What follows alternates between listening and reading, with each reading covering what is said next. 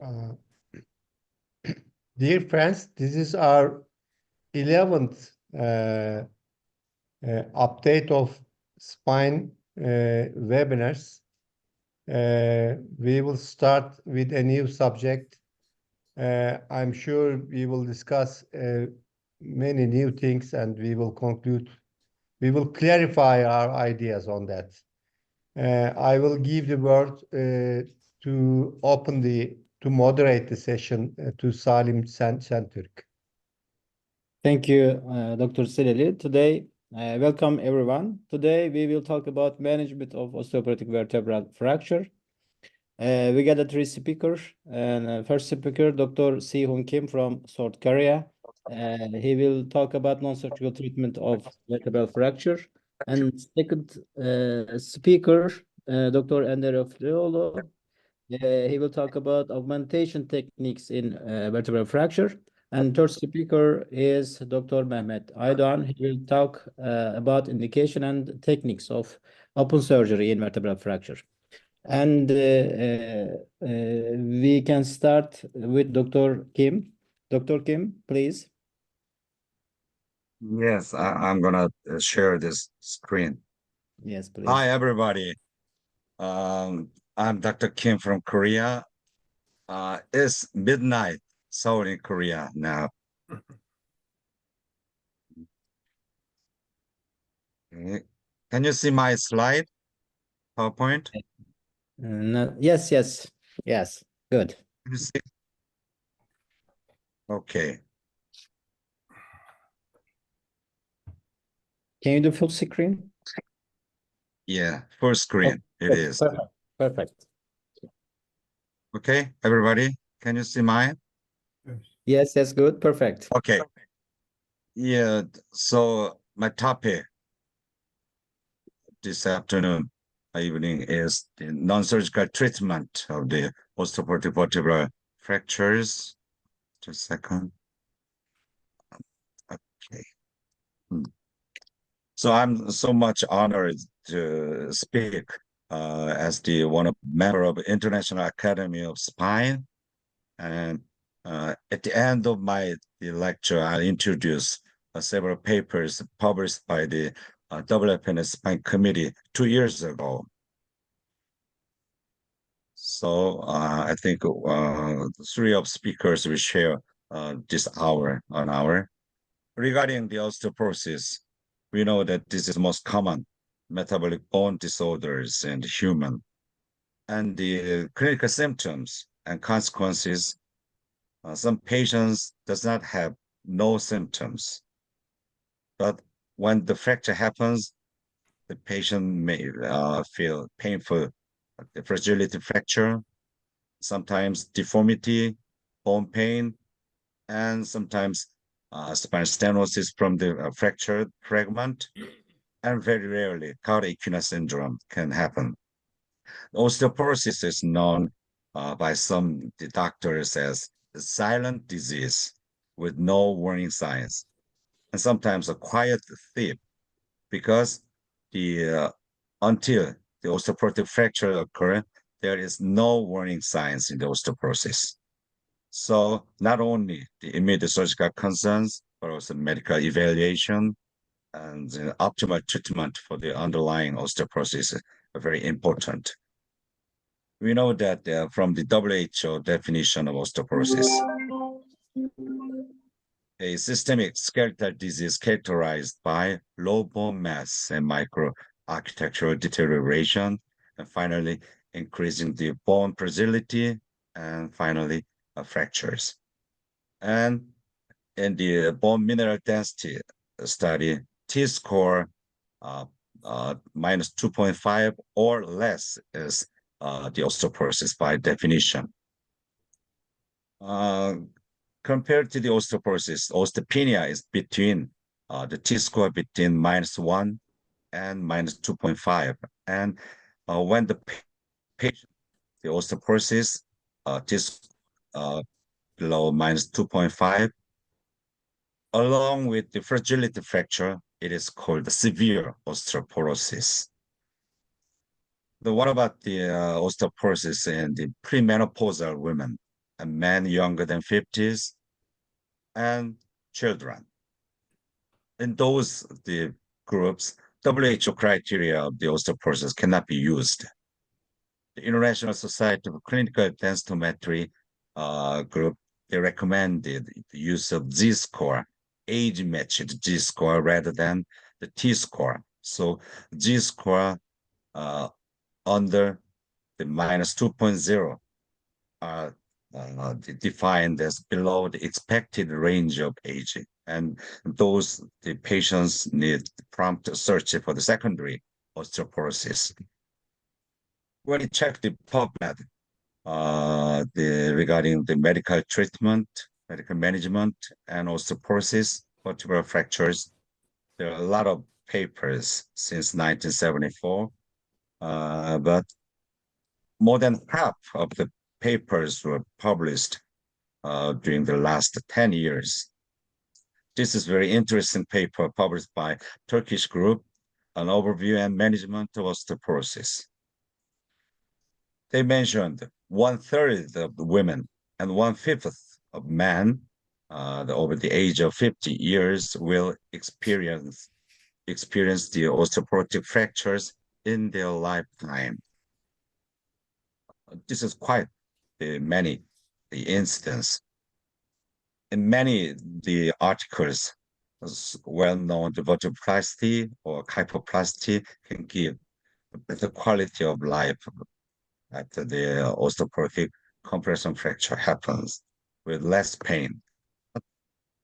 In some of the literatures, as you can see in this paper published at the NEJM 2009, this was a randomized trial of vertebroplasty versus conservative treatment in the osteoporotic vertebral fracture patients. Their conclusion was improvement in pain and pain-related disability were similar in both groups. So it means the vertebroplasty can be unnecessary. What about this paper? This paper was regarding the conservative management of the osteoporotic vertebral fractures as the prospective study. They concluded the multidisciplinary conservative treatment is effective and essential as the primary treatment for the patient having osteoporotic vertebral compression fractures. This multidisciplinary treatment can alleviate pain, decrease disability, reduce mobility, was effective, especially preventing the future the osteoporotic fracture. This paper was regarding the non-surgical management of the osteoporotic vertebral compression fractures, published in 2017. Interestingly, in their conclusion was, unfortunately to date, the current understanding and knowledge for the non-surgical management for acute osteoporotic vertebral compression fracture is inconclusive. But this is one of the well-known diagram algorithm of the conservative management of acute osteoporotic vertebral compression fractures. As you can see on your right hand, when the patient is symptomatic, they need pain management through the many analgesics such as NSAID, opioid, muscle relaxant. And on the other hand, they need the rehabilitation such as brace, bed rest, exercise, and fall prevention program, and so on. Even the patient is symptomatic, fall prevention program is necessary. These are the principles of non-surgical management: relief of pain through the many medicines, and rehabilitation such as physical therapy, improving the quality of life, and assessing the risk and benefits. I'm going to talk about the non-surgical management for osteoporotic spine fractures in 5 categories like this: bed rest, medicines, rehabilitation, and chemotherapy or medical therapy for osteoporosis. This algorithm was published by my paper and Dr. Zileli, we published in 2022 regarding the WFNS Spine Committee recommendations. I also concluded in this algorithm, as you can see, in the osteoporotic vertebral fractures, as the non-operative treatment, we need chemotherapy and rehabilitation, such as strengthening exercise, balancing, assistive devices to prevent the repeated falls in the patient. So first of all, I'm going to talk about the bed rest after the osteoporotic spine fractures. Is regarding the initial hospitalization with rigorous bed rest followed by bracing and rehabilitation in the osteoporotic vertebral fractures in Japanese group. They concluded there was no severe adverse event related to the initial bed rest. However, the initial hospitalization with rigorous bed rest followed by rehabilitation program using a lot of the many types of brace was safe and feasible treatment. Then what about the period of bed rest? This is the published by Korean group. They compared 1 week bed rest versus 2-week bed rest. And they compared the X-ray images. In the result, there was no difference in outcomes according to the bed rest period. However, complications like constipation, difficulty in urine, indigestion, and so on were significantly higher in the longer bed rest groups. Then what about the medications for pain relief? Most commonly, analgesics such as acetaminophen and NSAID are useful. Sometimes, and personally, me too, I'm pretty much prescribing opioids if the patient is still painful through the common analgesics. And muscle relaxants are used for short durations, such as 2 weeks. But we have to keep in mind that when we're using the muscle relaxant, the side effects can be drowsiness, dizziness, and so on. And the osteoporotic medicines such as bisphosphonate and teriparatide, they are also known to have the pain relief effect. Bracing. The braces are very useful to relieve the pain by stabilizing the micro movement in the fracture side and in terms of early mobilization and preventing back fatigue. The ideal brace should be lightweight, easy to wear, comfortable, and should have the cushions at the pressure point, and the braces should be custom made. The choice depends on the patient's need and the physician's need also. These are some examples of braces.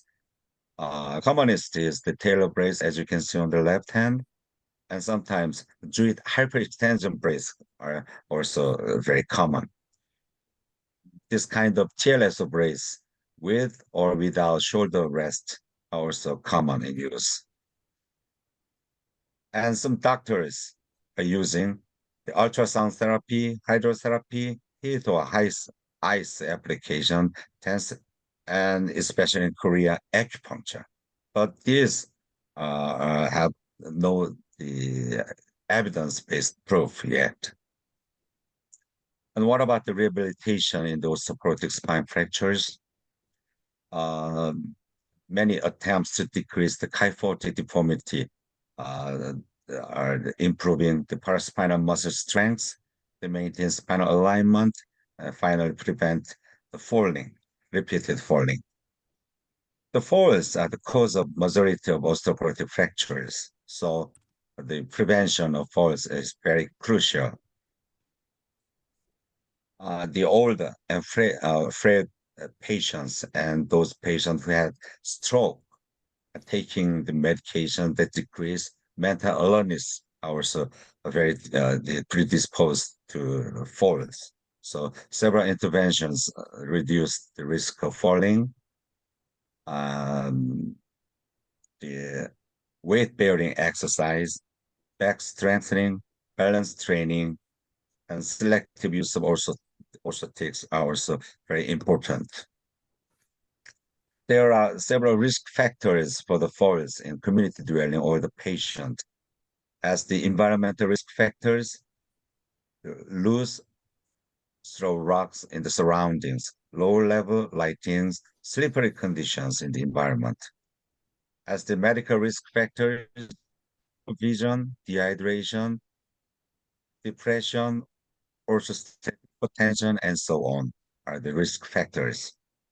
And there are multifactorial interventions to prevent falls in the community dwelling or the patient, such as appropriate the exercise program, withdrawal or minimizing the psychoactive medications such as hypnotics, anxiolytics, and antidepressants, and treatment of postural hypotension, and selective use of orthotics, and so on. The role of exercise. In this paper, they concluded long-term regular exercise program designed to improve postural stability, mobility, and mechanical efficiency. They are very important, alongside with the increased vitamin and calcium intake. The modern rehabilitation aspect, the use of modern spinal orthosis helps to reduce pain and improving the postures. The success of rehabilitation in the osteoporotic patients through the individualized educational approach is important. How to prevent further osteoporotic the compression fractures? Again, as I mentioned, the multidisciplinary approach is required to prevent the fall. And using the FRAX protocol, we can assess 10-year risk of vertebral body compression fractures, and the periodic check of the bone mineral density and vitamin D, calcium intake is essential. Finally, regarding the medical treatment, I'm gonna briefly mention regarding the medical treatment.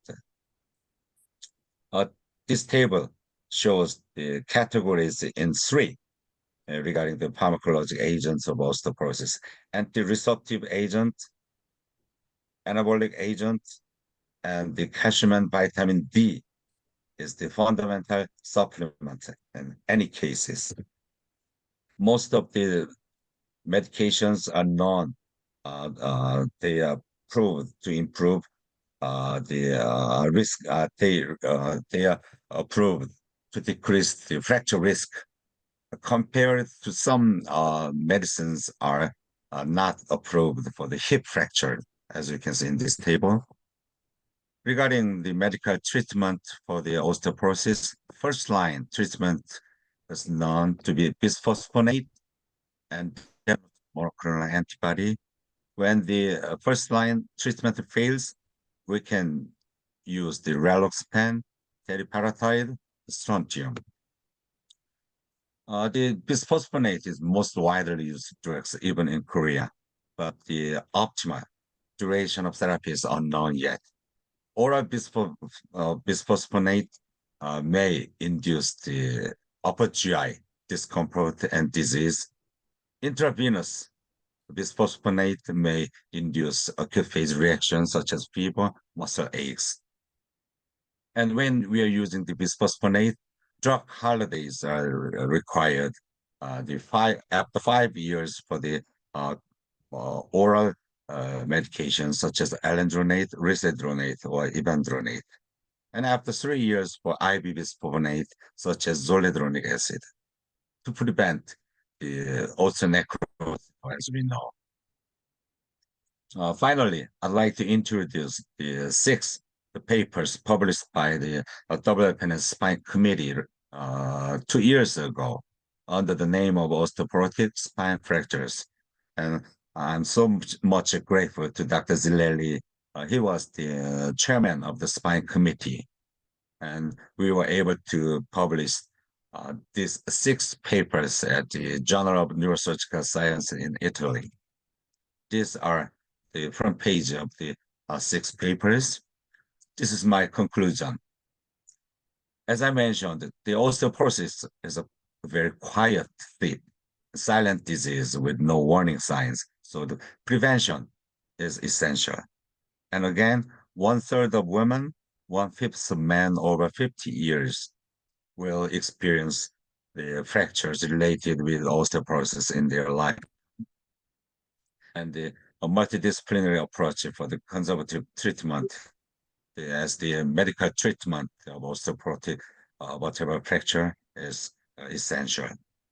And current literature still supports endocrinologic medical management and rehabilitation when the patient has osteoporotic vertebral compression fractures, even though there is weak evidence in the many literatures.